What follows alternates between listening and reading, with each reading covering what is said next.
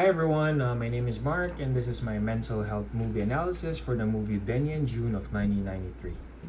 Starring Johnny Depp as Sam, Aidan Quinn as Benny, and Mary Stuart Masterson as Joon. So for this movie analysis, we'll be talking more about Joon as she is the one who has mental illness in the film.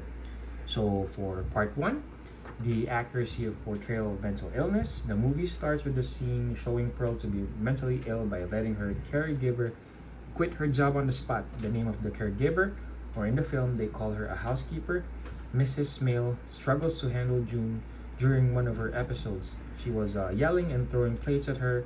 Benny came home right on time to witness what was happening.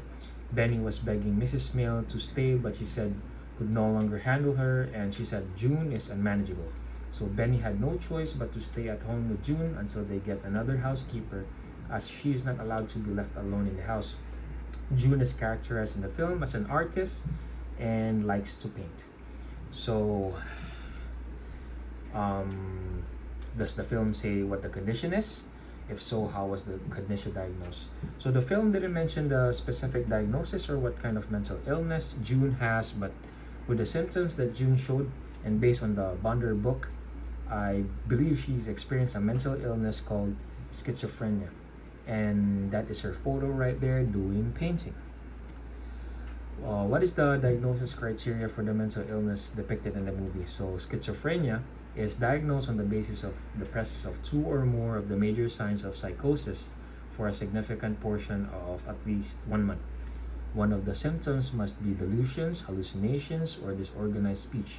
The second may be another one of 3 symptoms, disorganized or catatonic behavior, or negative symptoms like diminished emotional expressions, or adulation like absence of motivation and energy.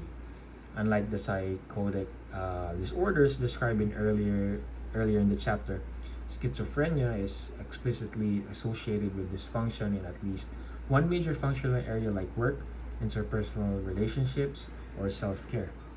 Signs of disturbance must persist for at least 6 months, although symptoms may be less pronounced in prodromal periods or residual periods, which is the time when psychotic symptoms lessen after a major episode. So that's according to Bonder 2022.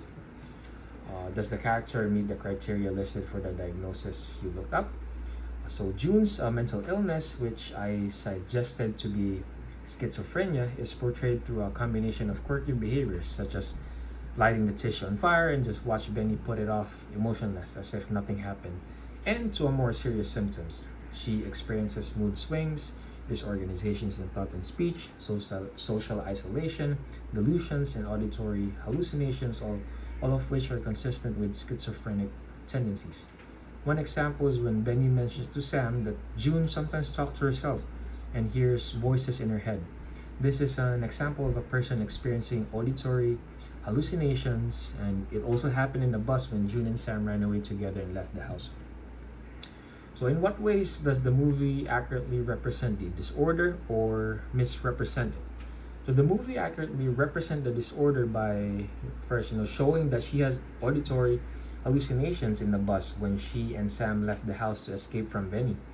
Another example is when Benny and Joon played ping pong together, and Joon believes that Benny is conspiring against her, and she says, "You're all trying to cheat me," or she's saying everyone is trying to get her, which is not true and which is a sign of delusion because she believes on something that is not true. Misrepresentation I can mention that shown in the film is her being particular with food choices and not liking loud noises. Anyone normal can have these particular traits. That is why I believe that the movie misrepresents schizophrenia for this part. For me, technically, these are just people's preferences. I have my own preference with food too, and even the brand. Sometimes I don't like loud noises. So part 2, treatment recommendations. So how is the illness treated in the movie it shows? So there was no specific treatment showed in the film, but Benny mentions to Sam to have Joon just to do her daily routine and just leave her alone whenever she has these episodes. Benny also administers her pills by telling her it is time for her medication at one point in the movie. She also sees a psychiatrist, which I believe she's under therapy. The psychiatrist also suggested that Benny should put June on a group home or facility where there are others like her, but Benny did not agree to it. So, what other treatments or resources are available for June? So, the multiplicity of problems at numerous levels of function has significant implications of treatment. Because of the varied impact of the disorder, treatment must be provided through a combination of modalities. Psychotropic drugs are clearly effective. The older antipsychotic medications, referred to as typical or conventional, are most effective in reducing positive symptoms of the disorder, possibly minimizing the number of exacerbations and lengthening the intervals between active periods of the disorder.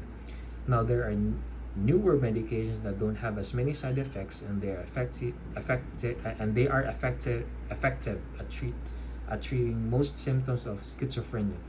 Other treatments include neurogenesis and transcranial magnetic stimulation, which may improve cognition. These treatments are especially beneficial when paired with psychotherapy. Psychotherapy types include cognitive behavioral, environmental, and social therapy, individual and group and family therapy. So, what might be a possible OT treatment for June, and what OT interventions might I suggest for June? So, for OT treatment, first thing to do would be doing a comprehensive assessment by gathering information about June's interests, values, routines, and challenges in daily life. This would include discussing her art, her love of elephants, and unique way of perceiving the world. Next would be evaluating her cognitive abilities like attention, memory, problem solving skills, her social interaction skills, and ability to perform ADLs and IADLs. Next would be doing an environmental assessment by assessing her home environment for potential barriers or adaptations that could support her independence. And lastly, collaborate with June and her support system like Benny and Sam. Set realistic and meaningful goals aligned in her aspirations. One of the OT interventions I can suggest for June would be skills development through daily skills training, like providing training in areas like cooking, cleaning, managing finances, and personal care. Another one would be cognitive rehab by utilizing cognitive exercises to address areas like attention, memory, and problem solving, which are often impacted by schizophrenia. Lastly, by teaching coping strategies through symptom management, I will help June identify and manage her symptoms, including relaxation techniques for anxiety and distraction techniques for auditory hallucinations. So, what safety concerns may need to be considered while treating June? When treating a client with schizophrenia like June, several safety concerns must be considered, including potential risk of violence, self-harm, and challenges related to treatment adherence. Individuals with schizophrenia may be more prone to violence than the general population, although only a small fraction of overall societal violence is attributable to schizophrenia. Suicide is a major cause of death among people with schizophrenia, particularly during the first decade of the illness. Non-adherence to medication is also a significant concern in the treatment of schizophrenia. Non-adherence can lead to relapse, rehospitalization, worsening of symptoms, and an increased risk of suicide. This is according to the National Institute of Mental Health. So, in essence, prioritizing safety for June in this treatment necessitates a comprehensive approach that includes early intervention, effective medication management with careful monitoring of side effects, addressing co-occurring mental health conditions like depression, building a strong therapeutic alliance with both June and support group Benny and Sam, and fostering a supportive and safe environment. So, part 4, perpetuation of stigma. What are the false statements or depictions of mental illness in the film? So, first is people with mental illness are not independent or don't have any autonomy.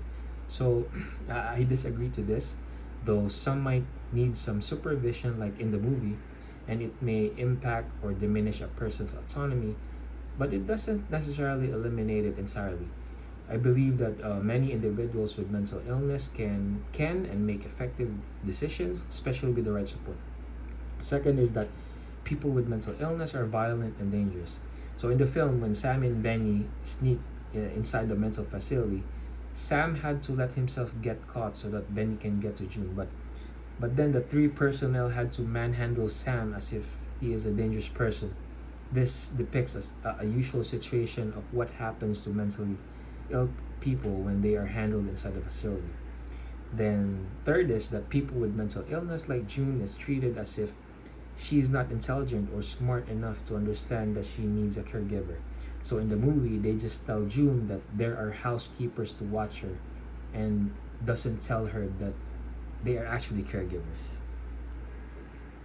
So are there accurate depictions? So an accurate depiction of mental illness is at the end part of the movie where June moves to her own apartment. It depicts the reality of how people with schizophrenia can also be independent and can live a normal life like everybody else when proper treatment is received. So why are aspects of illness so misrepresented?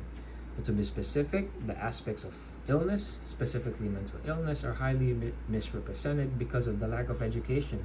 Without adequate information, people may rely on outdated beliefs, stereotypes, and misinformation about mental illness, which can fuel stigma and discrimination against those affected.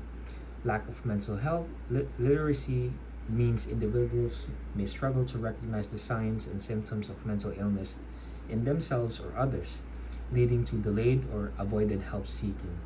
Misconceptions and fear of judgment due to stigma can deter people from seeking professional help, potentially leading to worsening conditions and hindering recovery. When mental illness is misunderstood, it becomes harder for friends, family, and colleagues to offer the crucial empathy and support that individuals need. In relation to the movie that was made 30 years ago, it is quite obvious that mental illness was often misrepresented in the media during the 1990s, and these portrayals contributed to the negative public perceptions and perpetuated stigma, like inaccurate depictions of symptoms and conditions.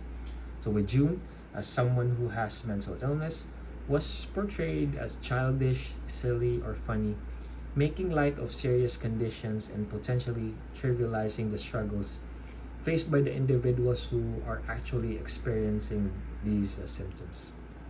Right, so that's the end of my show. These are my reference, and again, thank you for watching.